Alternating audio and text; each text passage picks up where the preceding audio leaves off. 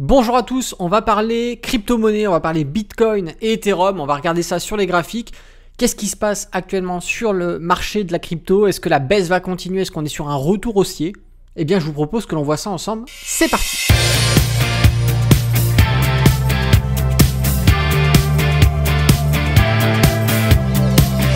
Bonjour à tous, c'est Alexandre, le trader indépendant, et dans cette vidéo, on va voir ensemble ce qu'il se passe actuellement sur le marché de la crypto. Et pour prendre l'attention du marché de la crypto, on va analyser les deux plus grosses capitalisations, c'est-à-dire le Bitcoin et l'Ethereum. Bien que même le Bitcoin à lui seul suffit, puisque c'est un petit peu la ligne directrice de l'ensemble des autres crypto-monnaies et tokens qui vont peupler l'environnement des marchés crypto. Alors, on va partir sur le Bitcoin. Rappelez-vous, je vous avais fait une vidéo où je vous disais que la zone critique, c'était de 1, le franchissement ici de la droite de tendance. On avait également ici, tout simplement le plat SSB. Et on avait la zone des 50 000 que l'on a ici. Et finalement, on a une très grosse zone qui était la zone que je vous enroule ici. C'était effectivement cette zone-là qui était critique. Et tant qu'on ne la passait pas, on ne pouvait pas dire qu'effectivement on irait sur un biais baissier. On parlerait de correction plutôt classique, comme ça arrive régulièrement sur le marché de la crypto. Mais on a passé cette zone et s'en est suivi plus haut, plus bas, hop, une dévaluation de plus de 50%. 52,34%. Alors maintenant, qu'est-ce qu'il faut faire? Est-ce que c'est le moment d'acheter, le moment de vendre? Rappelez-vous également, je vous avais parlé de ces différents niveaux sur lesquels on serait susceptible d'aller chercher si on avait tout simplement cassé ce niveau-là, que l'on a cassé, simplement c'est le support des 40 000 que l'on a ici, qui était, je vous l'avais dit, une zone intéressante pour chercher des achats. Et on avait également le niveau des 30 000, d'accord, qu'on n'est pas encore allé chercher, mais on est allé sur l'intermédiaire des 35 000. Les 35 000 sont ici, et vous voyez que l'intermédiaire des 35 000, qui d'ailleurs correspond avec l'ancien plat SSB que nous avons ici, l'intermédiaire des 35 000 ici a joué rôle de rebond, de support, puisqu'on est reparti. Nous n'avons pas encore, tout simplement, on n'a pas encore cassé notre nuage Ichimoku. Il faut savoir que ici, le nuage que l'on a, d'accord, il est déjà clairement baissier. Et tant que l'on ne passe pas ce nuage, qu'on ne devient pas haussier par rapport à ce nuage, on a toutes les chances d'avoir un scénario de rebond. Un scénario de rebond, excusez-moi, c'est-à-dire où on va venir bloquer sur la SSB avant de repartir. Rechercher pourquoi pas nos niveaux, ranger, c'est tout à fait possible, ou alors chercher le support des 30 000. Ça, ce sont des possibilités. Rappelez-vous, je vous avais parlé de la figure en épaule, tête-épaule que l'on a ici, d'accord, qui pour moi était certes dégueulasse, et d'ailleurs, je vais vous la montrer, on avait probablement, c'est pour ça que je vous disais probablement, une épaule qui était dégueulasse ici. Vous voyez qu'on est remonté, on a recherché ici notre zone de résistance des épaules et on a baissé. Alors, c'est pour ça que j'ai mis vraiment une grosse parenthèse moi, sur cette figure, parce que je ne la trouve pas jolie, elle n'est pas bien faite, mais on sait qu'une figure n'a pas besoin d'être bien constituée pour être validée. Et effectivement, dans ces cas-là, si on a une figure dégueulasse comme ici, on va avoir une ligne de coup qui se situe sur ces niveaux-là. Vous voyez que le pullback ici, on l'a réintégré. Donc pour moi, cette figure en épaule, tête-épaule, je ne la prends pas en compte, mais c'était un risque d'avoir une belle épaule, une tête, et pourquoi pas de revenir former une belle épaule. Ça ne s'est pas passé, donc pour moi, je pense que cette figure, on peut clairement la mettre de côté.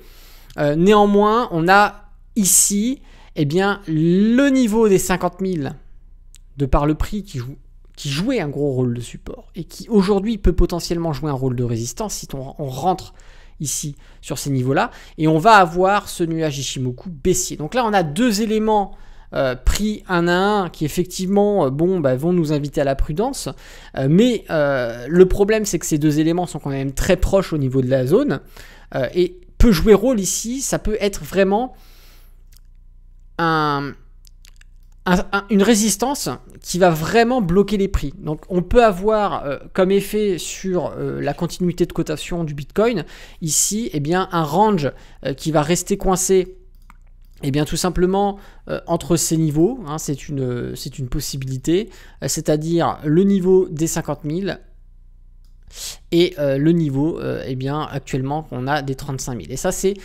ce qui risque de se passer, c'est justement un range. Voilà, ça va falloir voir un petit peu l'évolution, effectivement. On peut avoir un nouveau contexte technique, un nouveau contexte fondamental aussi, mais on peut avoir effectivement une période de calme sur les marchés avant, eh bien pourquoi pas un regain vers son prix théorique qui, je vous le rappelle, est calculé comme les métaux précieux, c'est-à-dire qu'on a une quantité limitée de Bitcoin, on a un certain nombre de personnes qui demandent du Bitcoin en face, et eh bien, cette quantité qui est limitée va prendre de la valeur au fur et à mesure que les gens vont vouloir acheter cette crypto. Donc théoriquement, hein, d'après les méthodes de calcul qui sont assez fiables, d'ailleurs je vais vous mettre un graphique comme ça vous allez voir un petit peu, on devrait se situer à peu près sur les 100 000 $ le Bitcoin. Ça voudrait dire quand même que ça nous ferait rattraper eh bien à peu près quelque chose comme ça. Bon, c'est pour moi assez peu probable que ça se fasse bah, on peut avoir des surprises, hein, mais c'est quand même pour moi assez peu probable parce qu'on arrive quand même sur de très très grosses capitalisations aujourd'hui et que l'on va avoir déjà, eh bien comme je vous l'ai dit, ce fameux nuage Ishimoku qui va être problématique, qu'il va falloir passer, la zone des 50 000 qu'il va falloir passer, mais également ici on a une terrible résistance sur le niveau des 60-65 000. On va avoir cette zone ici qui pour l'instant nous pose problème, nous a posé problème en mars 2021, avant de nous renvoyer à la baisse, nous pose de nouveaux problèmes ici en novembre 2021, avant de nous renvoyer à la baisse. Ça va vraiment être une zone qu'il va falloir réussir à se débarrasser pour pouvoir espérer se dire, ok, bah finalement on remonte, je casse, eh bien on peut avoir un potentiel d'aller chercher les 100 000, qui sont encore une fois des 100 000 théoriques par rapport à une méthode de calcul, mais qui, pourquoi pas, peut-être un jour se réaliseront. Voilà ce que j'en pense pour le Bitcoin. Donc actuellement, moi j'ai été acheteur sur eh bien, le niveau des 50 000. J'ai été acheteur sur le niveau des 40 000 ici. J'avais remis à peu près 6 000 €. Hein, et j'ai voulu acheter sur les 30 000. On n'est pas venu chercher cette zone. Donc j'ai acheté légèrement au-dessus eh bien, de la zone intermédiaire des 35 000. Voilà, à peu près sur ces niveaux-là. Ce qui fait que je me suis repositionné, mais j'ai encore une grosse partie du capital que j'avais prévu de poser sur le Bitcoin qui reste en réserve en attendant de voir comment eh bien, vont évoluer les choses sur cet actif. On va partir maintenant sur l'Ethereum. Hop. N'hésitez pas à mettre un petit pouce hein, si vous aimez ce genre de vidéo où je vous analyse eh bien, les cryptos en direct. Et bien l'Ethereum, on va avoir à peu près eh bien, une configuration assez similaire. Alors attendez, je vais supprimer un petit peu ce que je vous avais tracé déjà.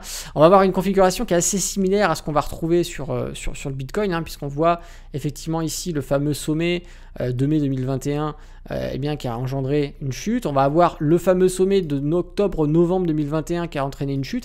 Et donc en fait ici on va mettre en évidence une zone de résistance qui dès qu'on en approche, eh bien, on a une stagnation des prix et une récupération eh bien, de plus-value très certainement de la part de gros portefeuilles, ce qui va entraîner eh bien, un mouvement des prix à la baisse et on va se retrouver tout comme eh bien, le Bitcoin. On avait une zone ici qui était les 40 000 de par le prix, hein, on le voit bien ici, 40 000 qui se situe à peu près sur ces niveaux-là, qui était eh bien, une zone de support qui était à peu près superposée. Alors, je vais vous enlever un peu ça pour que vous voyez un peu mieux.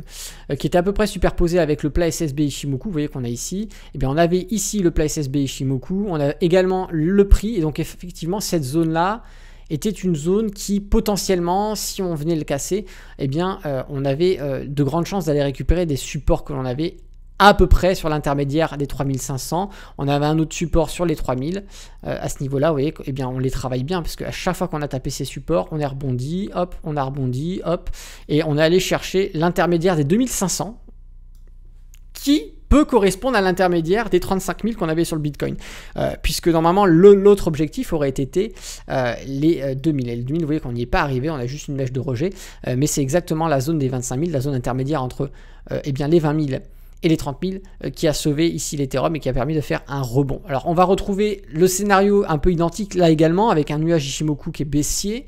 Et tant que l'on ne passera pas eh bien, officiellement la zone des 30 000 sur lequel on est coincé en ce moment et ce fameux nuage Ichimoku, on restera sur un biais plutôt baissier. Donc c'est-à-dire que si on a un gros capital à positionner, voilà, hein, c'est pas parce que on a vu ce petit rebond ici que ça veut dire super, les cours repartent à la hausse, donc je fais all-in et j'achète. Ça c'est la plus grosse connerie. On va attendre d'arriver sur des paliers de support comme les 3000, comme les 2000 pour commencer à positionner des billes, ou les intermédiaires, les 25 000 pour acheter un petit peu, mais attention, on ne place pas tout. Le scénario idéal, ce serait vraiment de retrouver une configuration qui soit haussière avec un nuage Ichimoku haussier, des prix au-dessus du nuage Ichimoku et des rebonds qui soient clairement identifiés sur des supports et qui soient durables, surtout que ce ne soient pas des petites corrections. Donc l'Ethereum, eh bien, c'est une copie du Bitcoin sur des cotations avec des prix beaucoup moins élevés, mais le fonctionnement, vous le voyez, reste quand même assez identique. Donc actuellement, si je devais vous faire un résumé de ce qui se passe sur l'Ethereum, de ce qui se passe sur le Bitcoin, on s'est pris une claque. Voilà, il y a eu une très belle baisse et parce que sur l'Ethereum, on a aussi chuté de plus de 50%, 56%. Donc effectivement, ça fait mal. Surtout ceux qui ont acheté ici et qui ont tout positionné, j'en connais, hein, il y a des gens, ils avaient 15 000, 20 000 euros à placer, ils ont tout acheté ici, sur les sommets, malgré le fait de leur dire, attention, on est trop, oui mais non, mais c'est tendance, tout le monde dit qu'il faut acheter, bah ouais, voilà. Donc, tout ça pour vous dire que là, on est dans une phase où ce n'est pas gagné pour la crypto-monnaie, on ne peut pas dire qu'on reprend de la hausse, effectivement, on a eu un beau mouvement baissier, on a une respiration haussière, mais on n'a pas passé tous les éléments qu'il faudrait passer pour pouvoir être rassuré sur une continuité de la hausse pour pouvoir aller chercher de nouveaux niveaux. Là, ça reste encore assez fragile, donc restons prudents. On peut acheter, comme je vous l'ai dit, sur des zones de support qui sont intéressantes à l'achat, mais pour vraiment positionner un gros capital et être sûr, avec un maximum de probabilité de reprendre une direction haussière, je vous l'ai dit, voilà, il faut casser le nuage Ichimoku, il faut repasser ces niveaux de résistance qui étaient anciennement support pour pouvoir se rassurer. Et l'idéal, vraiment, ce sera, voilà, là vraiment, ce serait de sortir officiellement de cette grosse zone de résistance que l'on a ici, de venir en pullback sur ces niveaux-là, de consolider au-dessus pour valider techniquement eh bien, voilà, cette zone de support que l'on a là et qui nous pose problème depuis la première chute que l'on a eue ici sur les cryptos qui était assez impressionnante. Voilà, donc si vous avez aimé cette petite vidéo, n'hésitez pas à mettre un petit pouce. Si vous n'êtes pas abonné à la chaîne YouTube, abonnez-vous. Si vous avez une remarque, une suggestion, un commentaire à faire, n'hésitez pas à le faire sous cette vidéo également.